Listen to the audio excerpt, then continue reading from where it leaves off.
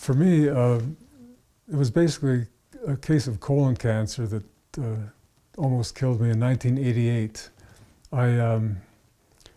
Before that, I didn't have any interest at all in the afterlife or spirits or anything. But after facing death, I began to wonder what really happens to us after we die. And so I attended a conference in 1991 where a fellow named George Meek was giving a keynote presentation. And I think his presentation kind of changed my life. He talked about his afterlife research, including a Spiricom device that he developed back in the 1980s. And the Spiricom device, which he created with Bill O'Neill, it allowed, for the first time in history, for a person on Earth to talk to a person in spirit loudly and clearly through an electronic device. And George went ahead and talked about his model of the cosmos, many levels between Earth and the source, or what he called God. And he talked about his wife, Jeanette, who had died the previous year and had been in contact with him in various ways. And for some reason, George's presentation was very moving to me. It made me feel emotional in ways I hadn't felt emotional before, you know. And I didn't know why I felt that way, but a week later I called him at home in North Carolina, and we hit it off very well. We really resonated. So he invited me to visit him. So I flew to North Carolina, met with George Meek, and we decided to work together. And he eventually introduced me to the Harsh Fishback couple in Luxembourg, Maggie and Jules Harsh Fishback, who are getting some of the most miraculous contacts you can imagine. I mean, I couldn't even believe it was true at first.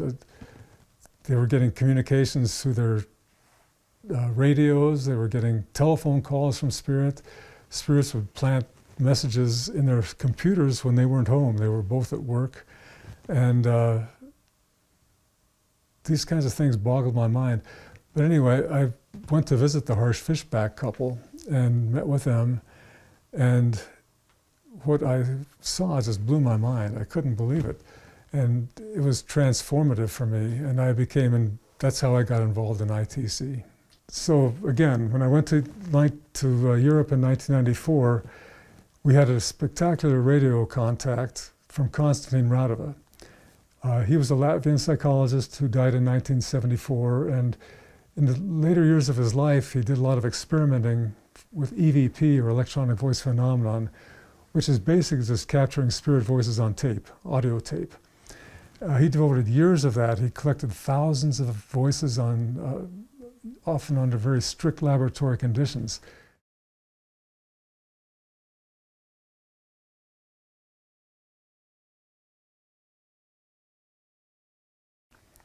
So ITC is basically the use of technology to get in touch with the worlds of spirit, or the use of telephones, radios, TVs, computers, and other devices to get information from the other side.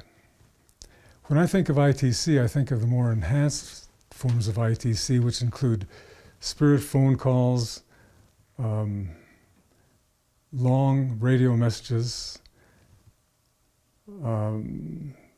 pictures of spirits coming through television, or long letters planted in computer hard drives.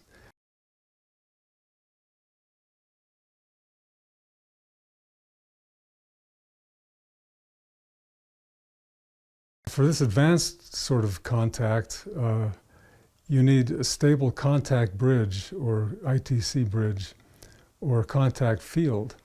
And that depends on resonance. It's not so much the resonance of the equipment as it is the resonance of the people on Earth, the minds of the people on Earth being resonant with the people in spirit. And for that kind of resonance, you need attitudes like trust, goodwill, friendship, positive attitudes that allows the vibrations to be resonant on both sides. It's similar to what you have in a modern electronic device that might have a transmitter and a receiver in the same box. You have to fine-tune the transmitter and the receiver so that they vibrate in harmony very closely. And that's the same thing that happens with ITC, but it's the minds of the people on both sides of the veil that have to be in harmony.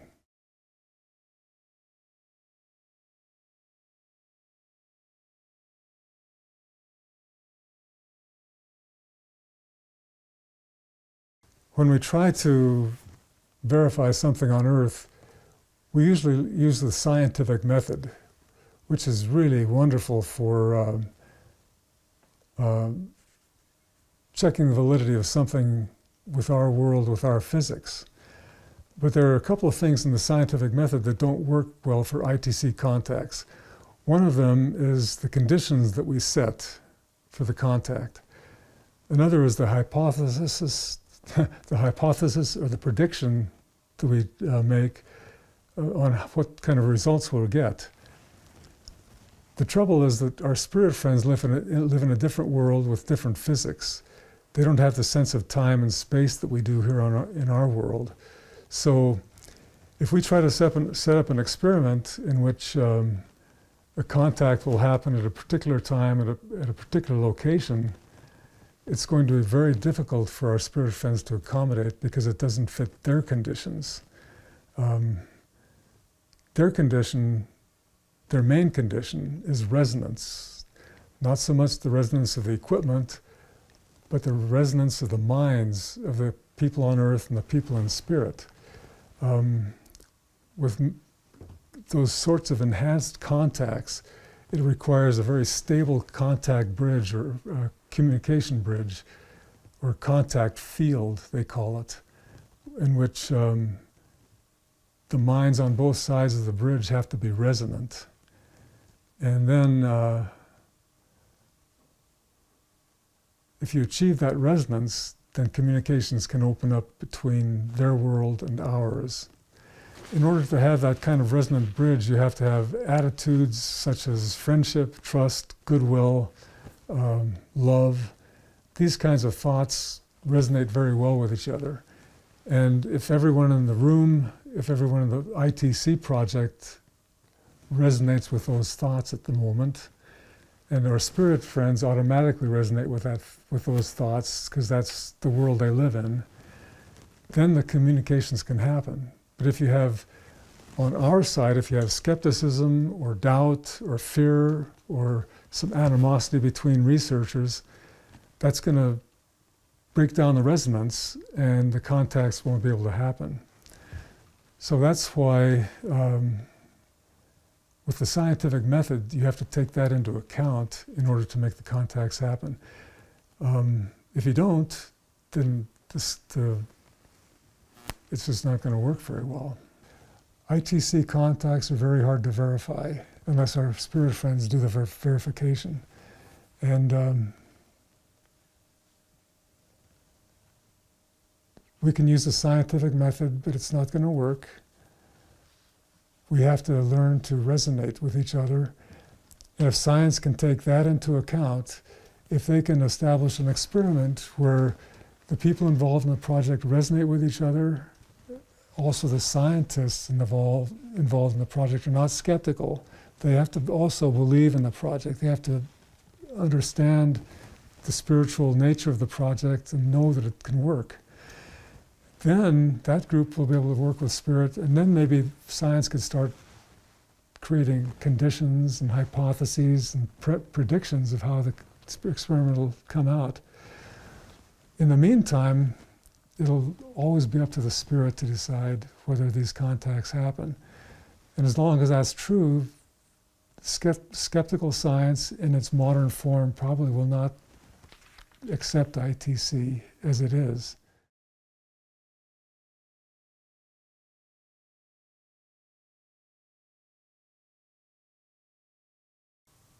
The most effective way for communication to happen is when spirit decides how and when.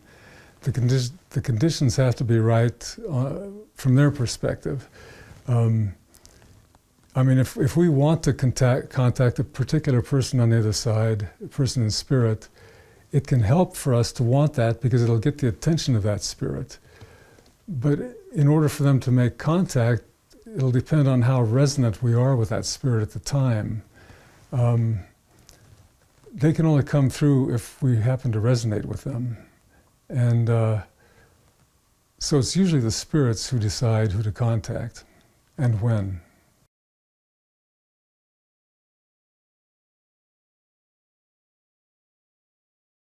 There was a researcher in Germany, Adolf Holmes, who set up a very interesting experiment.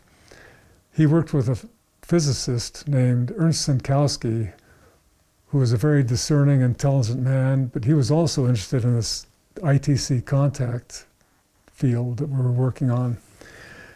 So Adolf Holmes set up an unlisted phone line in his house for a period of 2 months. And it was to be used only for dedicated spirit phone calls, no other phone calls.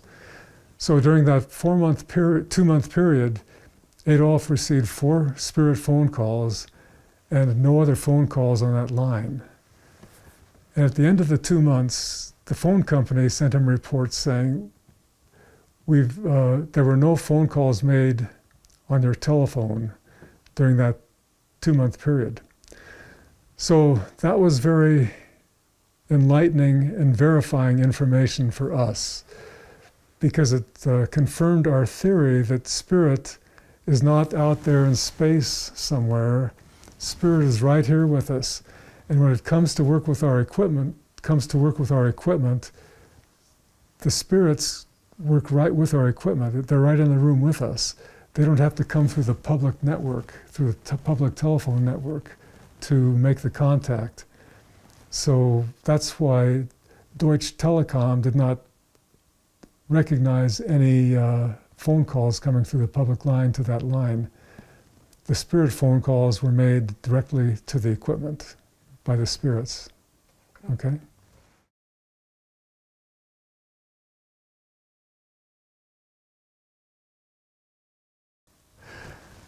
I know for a fact that all these ITC contacts I'm talking about are legitimate. They're not a hoax, they're not fraud.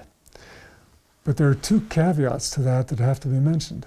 Whenever you get a lot of people involved in a group, there's going to be some lying and cheating and stealing going on. That's part of human nature, okay?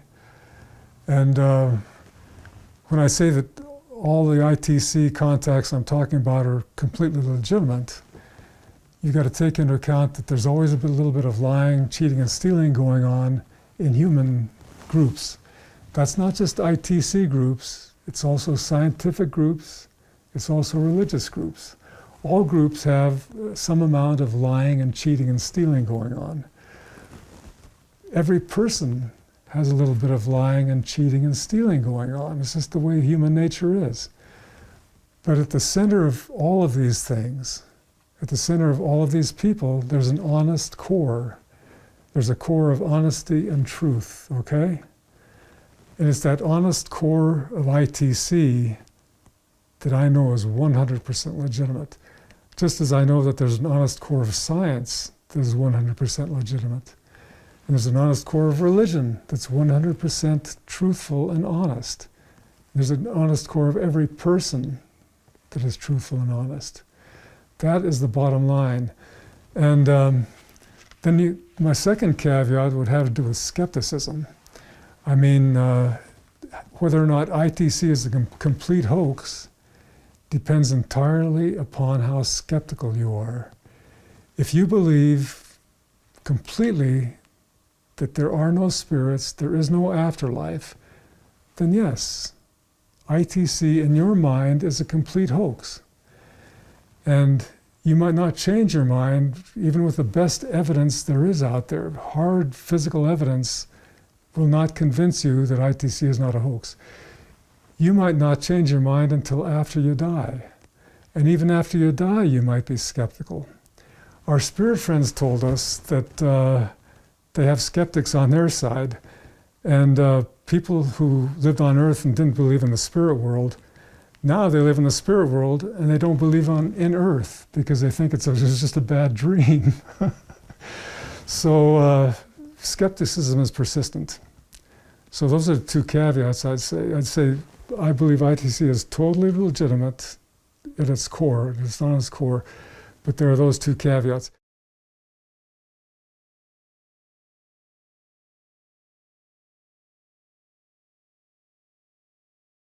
We have to realize that there are trillions and trillions of spirit beings throughout the cosmos, and almost all of them communicate mind to mind. We on Earth have kind of lost that ability to speak mind to mind for various reasons. We prefer speaking with words and sentences, languages and images. And it's a real challenge for them in spirit to communicate to us for that reason. We don't communicate mind to mind the way they do. So a lot of times they have to, they find it easiest to communicate with our world through a psychic channel.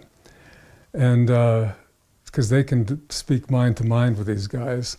And what happens during channeling is the mind of the psychic becomes a transformer and also a filter for the information coming through.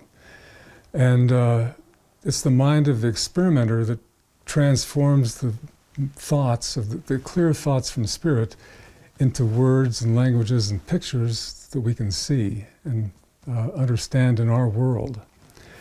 And if a psychic channel happens to be going through a difficult time with a lot of stress or a lot of emotional upheaval, that can skew the message that's coming through so it doesn't come through very clearly. And for that reason, people are a little suspicious of psychic channeling. But if you have a good, clear channel who is at peace with themselves and is attuned to finer spirit, the information can come through very clearly. It can be world-changing information that is absolutely wonderful. Now, when we talk about ITC, it's a very similar process. You have the experimenter on this side, along with his equipment, and you have the mind-to-mind communication in the spirit world. And we send their information to our world. It comes through the mind of the experimenter, and somehow it's transformed and filtered, and it also is impinged into the equipment, so it comes through as voices and text and images that we can understand on Earth. So it's a very kind of a contrived way for them to communicate with us on Earth, only because it's so difficult for us to communicate mind to mind. They try so much to get through to our world. They use psychic channeling all the time. Thousands of people across the world channel information psychically, because that's the easiest way for them to communicate with our world. It's mind-to-mind communication. That's the way they communicate. For them to transform their clear thoughts into our words through our equipment is a very difficult project.